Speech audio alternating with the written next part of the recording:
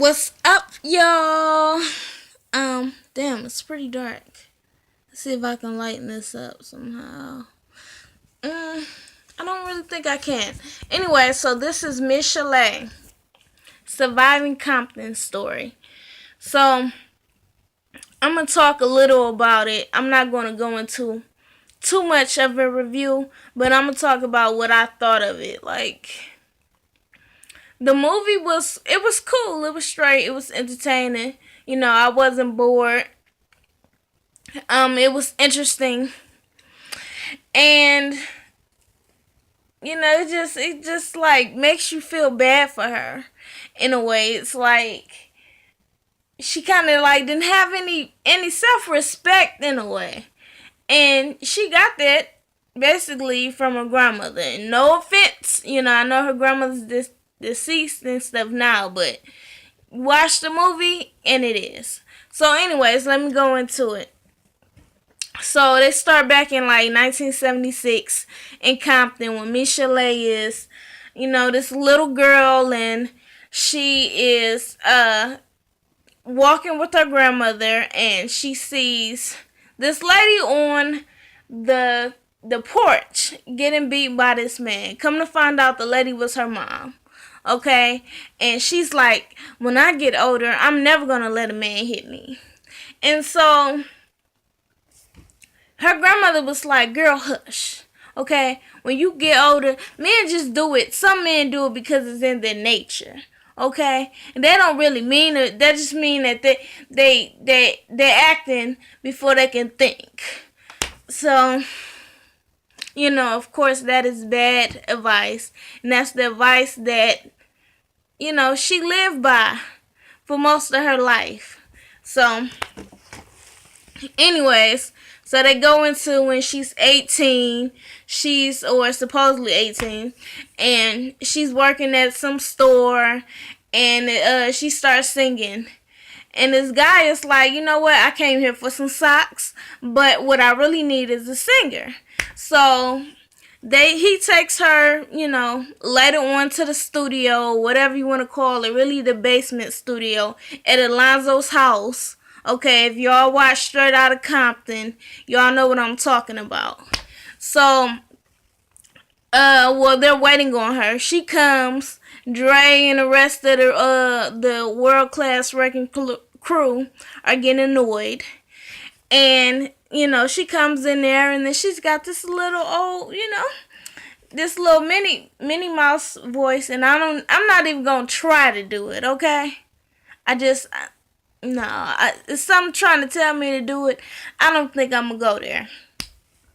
So anyway, she comes in, and Dre is like rude as fuck. Like, he calls her a bitch. Like, really?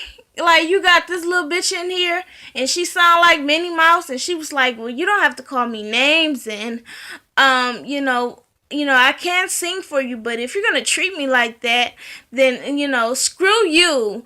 And he's like, oh, Minnie Mouse told me to screw myself. So they end up, convincing her to get in the studio.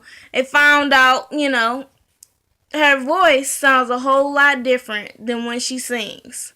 Okay, she's got this big, strong voice that comes out. It's even when she gets emotional, because I watched R&B Divas LA, and I noticed when she gets emotional, her voice gets very deep. So I guess most people thought it was an act or whatever. So, after that, then you got Easy coming up to her, and he's like trying to get with her. Dre's trying to get with her, and they're kind of just like, excuse my hair, y'all. I'm gonna go do it afterwards. Anyways, so they're kind of just like, competing over her. And Dre ends up leaving with her, going to talk to her. Next thing you know, him and Easy, they're calling every morning trying to compete. She ends up going out with Dre, falling in love with this man, okay, who really don't have no respect for women, don't know how to love a woman or anything. So one day they're at the studio, and they decided basically that they were going to they already decided that they were going to start NWA and Ruthless Records. So they're at the studio, and Dre gets a phone call. And, the boys, they in the back, they cracking up laughing, like, and he's like, all right, well, let me go talk to Michel'Le. You see, there was this girl that I kind of got pregnant, and now she about to have a baby. And Michel'Le was like, well, okay then, well, go handle your business. And I'm sitting there like,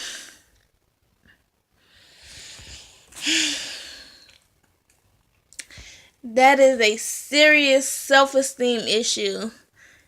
And on my, this is just all of my opinion. Okay? Who in the hell is okay with their boyfriend telling them, now I understand that he got this girl pregnant before they were together, but like, you don't tell your girlfriend when the girl is about to go in labor that, oh, you got a baby on the way. Like, that shit is not cool. Not at all. At least not to me, it isn't. I don't know. Y'all tell me how y'all feel on that. So that was just like the first bit of, insecurity, or it just something that was just very abnormal. Like, it was just fine with her. She didn't get emotional. She was just like, okay. All right, go handle your business. Anyways, very weird. So, later on, then, he gets another call. He got another baby on the way. Okay, Grandma already saw it. They came back from the studio. They was real tired. She walks in. He stays in the car. And Grandma's like, something wrong with him. She was like, oh no, Grandma, he's very tired, and it's okay. And she was like, yeah, usually when a man act like that, he got a baby on the way. She was like, well, Grandma, I'm not pregnant, and he already had his baby a couple of weeks ago. Oh my gosh. So come to find out, yes, Grandma was right. He got another baby on the way. So she's like, you cheated on me? He was like, no, can't you do math? Okay. Baby takes 9 months to come. We only been together 5 months. Like, what's up? And she was like, well, you should have told me that you got all these, this baby on the way. Like, how many other babies are on the way? And are you, do you take care of your babies? And he was like, oh, I'll take care of my kids. And they was like, oh, your kids? Like, what kids? What kids do you have? He was like, well, you see, whatever her name was, Dana, or whatever the chick name that he just had a baby with. See, that's one. And then we got the one on the way. That's two. And then I got about 1, 2, 3 more other kids.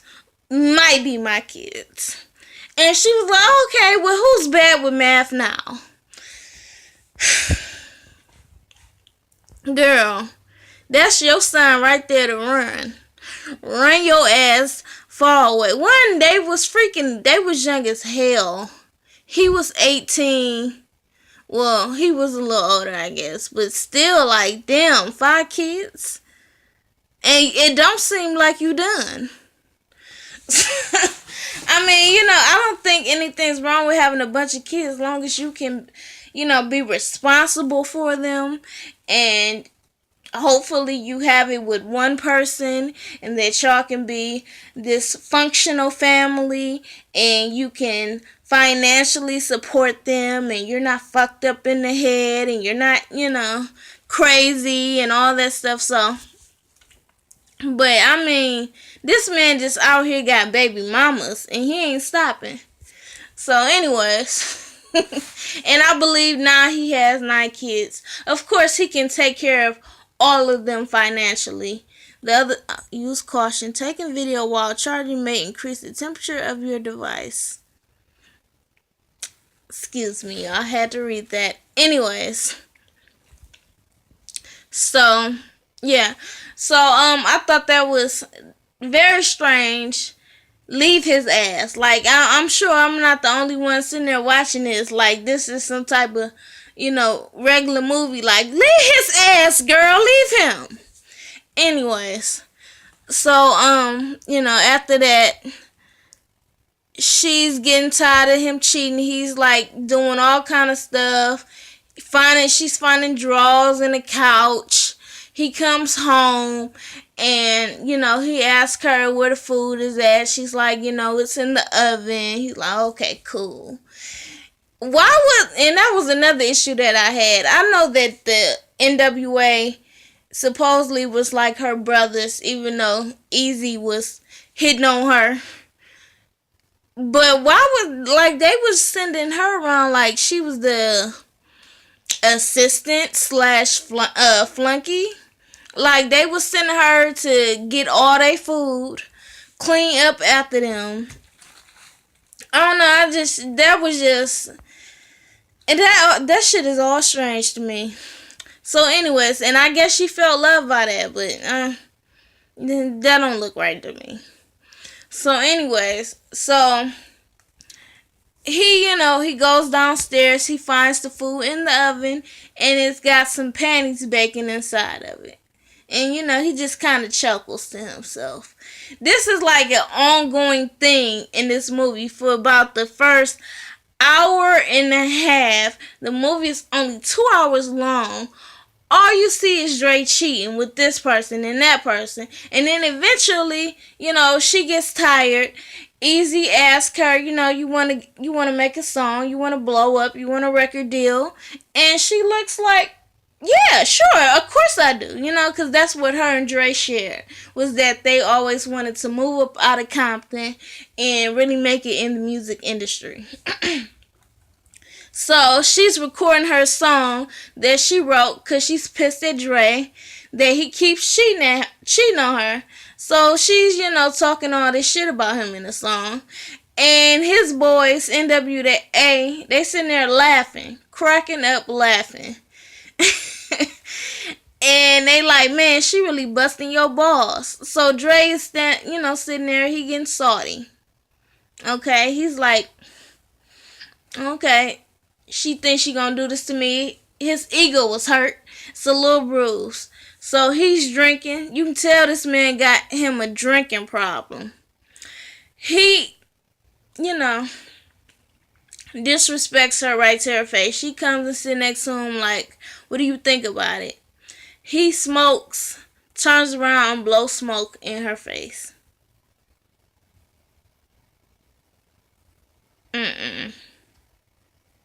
No. No. Then after that, later on that night, goes home. He comes home drunk as fuck, like taking off his clothes. She's in the bed asleep. And looks like he's about to get on top of her so they can do a little something. And she's like, oh, baby, where were you? I got worried. And then he just punched her in the face. And then he just, starts beating her ass. She's bleeding all in the covers and the sheets. And he's, super drunk. Then he starts crying. And she's crying. And she was like, I know that, that this hurts and stuff, but I mean, my grandmother told me that a man only gonna do that if he loves you. And I'm like, oh, girl, no. No. And she's like, and he's crying, I get it, I can be a sucker sometimes too, but you need to go to rehab. You need to go to rehab. You need to go to all types of counseling. You come in drunk as fuck. I don't even know how he was able to really even hit her with how drunk he looked. So anyways, So then that's like an ongoing thing. Then he becomes comfortable with it. He's beating her ass on a regular. She ain't singing a song like Something in My Heart. She ain't singing a song like he wanted her to sing it. Everybody's then already in there looking at her because they can tell she been getting her ass whooped, and they all feel bad for her. He's like, you know what, you gonna sing the fucking song like I told you. She's like, this ain't working.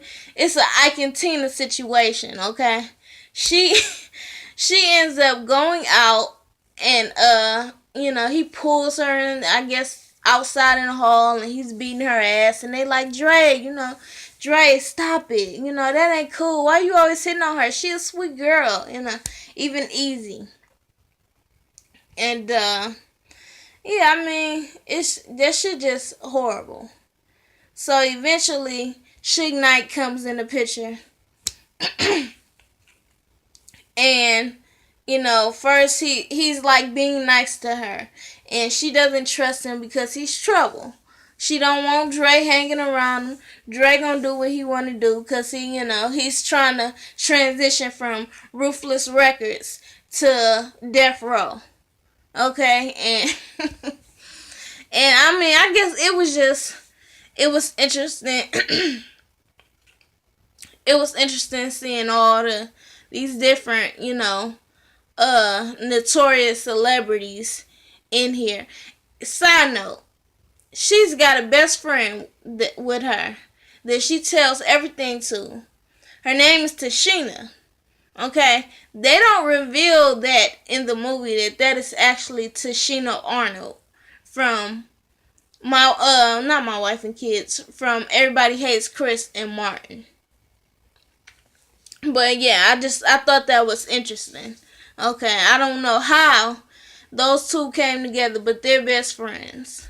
So anyways, Dre's beating her ass all the time. She starts taking drugs and drinking because, she's just getting used to it. Like, one night, Easy calls her, like, Dre just left and he's super drunk and he's speeding. You need to get out of there. You need to get out of there. He's trying to warn her. And so she just, self-medicates just so it would hurt less. And I'm like, girl, he just gave you an out. Get your ass out before you get your ass whooped. So anyways, but I mean, it was some of that stuff, it was just like very, very fucking sad. It was. And then you got Michel'Le, the actual person in the movie, narrating like she just pops up on the scene out of nowhere. So if you haven't checked it out, I say definitely go check it out. I might put it up in I might put the link up if I can find it. But yeah, and then eventually she starts dating Suge because she goes and cries to help to Dre, saying that she has a problem. She's having this housewarming party. Not this housewarming party. She's having this house party at her house already. Dre had been gone for a while. He really wasn't studying her anymore. He didn't let the lights get cut off. He stopped paying shit. Suge had to come over one night and bring her and the baby some food. Okay, and it was in a bad storm. So you saw, the niceness in Suge, right? So she goes in the studio after she then dropped her baby off at her grandma's house because she's having this wild party with all these bunch of, people that she don't know. And somebody's talking to her, telling her, when you gonna get back in music, and you really helped me with my life. And next thing you know, you hear gunshots, and she's running around looking for her baby. And she can't find her baby. As soon as she finds her baby, dude got a gun to her head. And she was like, no, Marcel. And the guy that she was talking to was like, oh, no, don't get her. That's my friend. Yeah, she was spiraling, like, down, seriously. Like, it was out of control. So, anyways, going back to when she goes to Dre, she's in the studio and she's crying. He's like, "Can't you see I got an artist in there right now? Like, this ain't got nothing to do with you. We ain't trying to deal with your problems right now." And she's crying and she's like having withdrawals or something. Like, she fucked up. And so Suge, he ends up scrolling on over to her. And he's like, I want to help you get some help. I know you got a son and everything. You're gonna have to go to rehab. I'm gonna send you there, but you can't talk to nobody out here. You can't tell nobody where you're going. You need to really be in it. So Suge ends up sending her to rehab for a few months. She comes out. She's clean. She's ready to get her life back, together and make more music, even though it's been several years. And so, yeah, that don't usually work when you can't go and disappear from music for years and years and think your ass just about to come back. Like, people gonna accept you. It don't always work like that. Oh, shit. Oh, my gosh. Oh, my gosh, y'all. I'm gonna have to stop this review. A quick, oh, my God. Y'all don't see. I got cut at work last week. And, yeah. I got cut at work last week. And I've been trying to let it heal. And so I just bumped it and it just started bleeding. I cut it over a week ago. That means that this is really deep. Fuck, dude. Yeah, I'm gonna have to end this. I'm gonna have to do part 2 later. Sorry, y'all.